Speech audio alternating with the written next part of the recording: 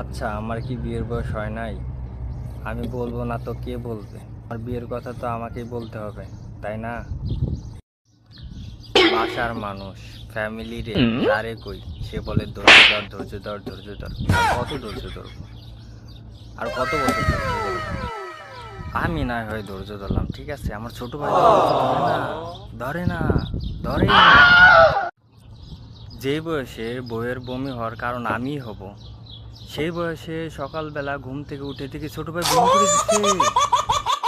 ফরজ গোসল করে হালাই, সকালবেলা যেখানে যাওয়ার যাই।